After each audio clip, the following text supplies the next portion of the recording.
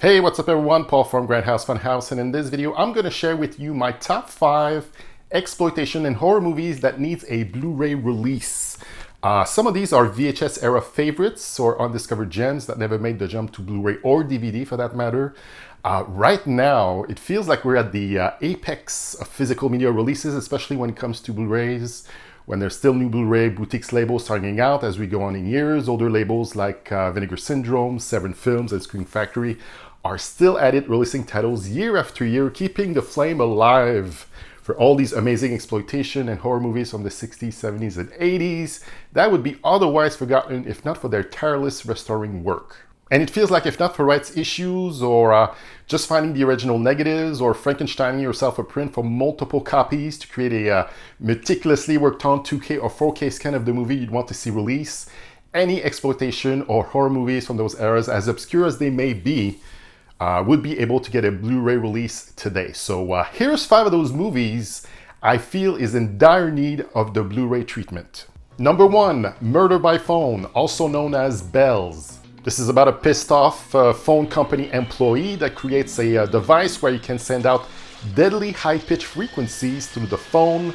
Once you answer the call, you start bleeding out from the eyes and mouth before the final blow, where a bolt of lightning shoots out of the receiver that knocks you right across the room, then you die. That's right, you answer the phone, you die.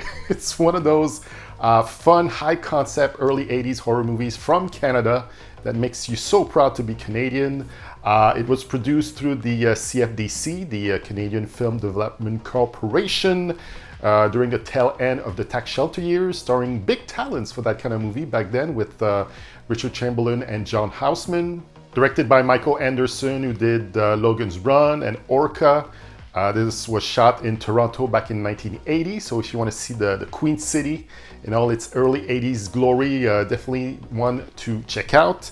And there's a score that was done by John Barry, which was never released commercially anywhere, so I would definitely want to get my hands on that as well.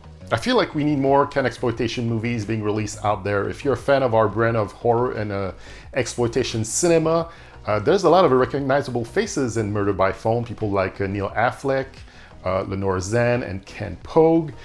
This was released on VHS back in 1984 and again in 1998, but not on DVD in 1998. Such a weird choice to make, but anyway, when it was released in the States as Murder by Phone, they cut it down from 95 minutes to 80 minutes, so a whole 15 minutes just went out the window. So obviously, we would need both the cut and uncut version of it on this future Blu-ray. So yeah, Murder by Phone, aka Bells. Would you answer Murder by Phone? Number 2, Hit List. You have Rip Thorne chewing the scenery, playing a mob boss, and Lance Henriksen as a psycho hitman / shoe salesman, I am not making that up, that he hires to kill witnesses that will testify against him in a grand jury trial. They're going after one witness in particular, played by Leo Rossi, but Lance Henriksen gets bad intel and goes to the wrong house and targets the wrong man to kill, the wrong man being functioning drunk Jan Michael Vincent, who kidnapped his kid, and Jan tears the city apart looking for him. This came out in 1989, directed by William Lustig, a true grindhouse auteur, with movies like Maniac, Vigilante, and the Maniac Cop series. He's been running his own Blu-ray boutique label, Blue Underground, since 2002. Is Hit List one of the best late 80s cheapy actioner? No. But for the villain turns from Rip Thorne and Lance Henriksen alone, it's definitely a must-watch. Jan Michael Vincent is miscast as the lead. I think they shot all of his scenes by himself, being so drunk. I don't think they wanted to take any chances. And you can sort of tell, some nice stunt work and a pretty damn good car chase is thrown in there. This should see the light of day on Blu-ray, and the William Lustig completist in me needs it in my collection that is not, this VHS tape right here.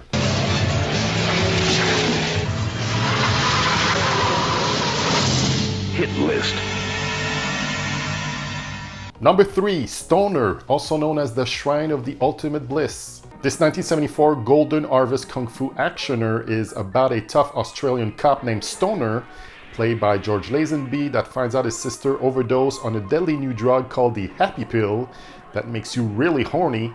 So he flies to Hong Kong to track down who made this new drug. Along the way, he meets up with a beautiful secret agent played by Angela Mao, who's on her own mission to investigate the same drug ring. They found out there's a Spectre-like organization behind it, you know, gotta give it that James Bond feel, that has enough juice to distribute the Happy Pill all over the world. Now it's up to them to keep that from ever happening, because they're major buzzkills. So this was the movie Bruce Lee was gonna do after Game of Death, and we all know what happened. The plan was to team up Bruce with George, who actually saw Bruce on the day he died, and other big names in the genre, Sonny Chiba and Betty Ting Pei, who was in Bruce Lee's room the night he died.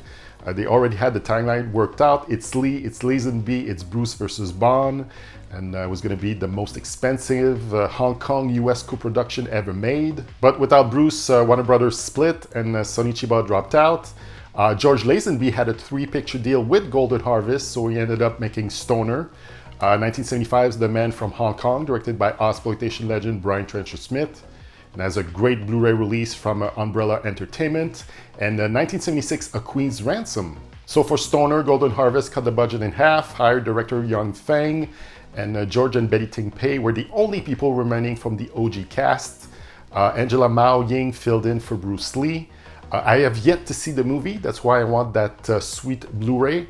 But what I can tell from the trailer is that it's in full exploitation mode with orgies, nudity, drug use, porn stashes, funky music, psychedelic set design, people that looks like they're from the Manson family, and George Lazenby that seems to know his kung fu shit. I mean, Sammo Hung, who plays a gang strongman in this, did choreograph all the fight scenes. Stoner and A Queen's Ransom can be found on the Angela Mao Ying Collection DVD box set with 4 of our other films that was released by Shout Factory in 2014 that's been long out of print. What would be cool is a Blu-ray label like a.k.a. Films, who are on a roll right now with all their Jackie Chan Blu-ray releases, picking up the rights to Stoner, or Umbrella Entertainment, you know, getting the rights to Stoner and A Queen's Ransom and turning into the George Lazenby Golden Harvest Kung Fu Trilogy box set we all know we want.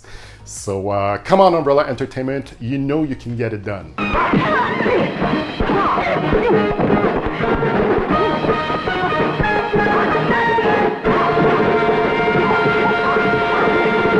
Number 4, Enemy Territory.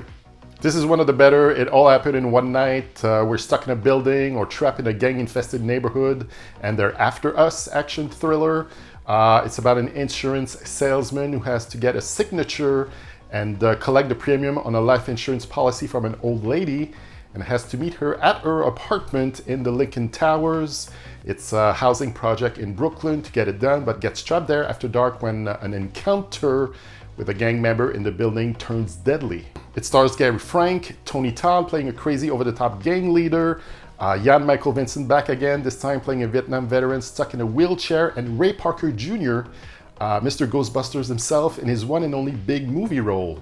I recently did a movie review of it. I'll leave the links in the description below, and this is definitely one that more people needs to see. This would be a perfect release for the VSA line from Vinegar Syndrome, but for right now there's clearance issues when it comes to the music used in the movie, specifically the Boogie Boys tracks that bookend the movie.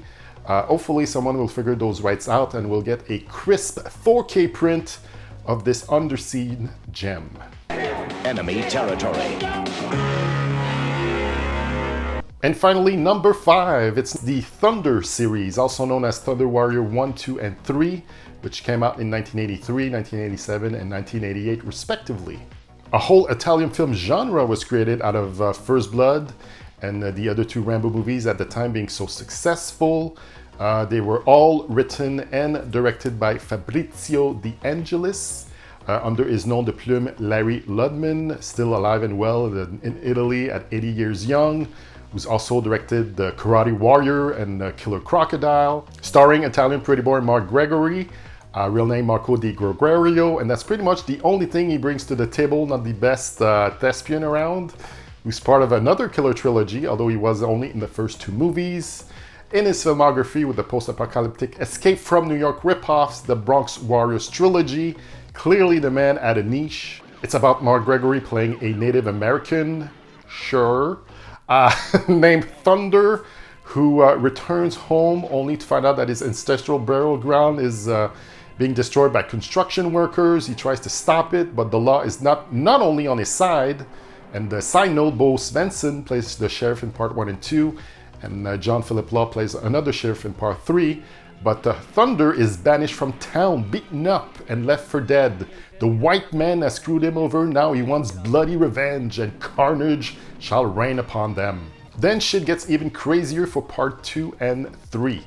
A lot of people be craving those Italian exploitation movies, me being one of them, and I'm very surprised this never made it past the VHS release stage. I can totally see Severin Films or Vinegar Syndrome have a crack at this, and like I said, Fabrizio De Angelis is still alive and looks like Mark Anthony still is too, but seems to have fallen from the face of the earth. So good luck trying to track him down, but it would be nice to see all 3 of the Thunder movies get their due. I don't care what y'all have to do. I want the man stopped. So that is it for my top 5 exploitation / horror movies that needs a Blu-ray release. Please like, share, and subscribe. Check me out on Instagram, Reddit, and on Facebook. In the comment section below, let me know which movies you're waiting on to be released on Blu-ray. Favorite of yours I might not know of, that would be cool to find out about, and possibly feature in my next top 5 exploitation and horror movies that needs a Blu-ray release video, because I do plan on making another one. So thank you for watching, and I'll say to you, ciao bye for now.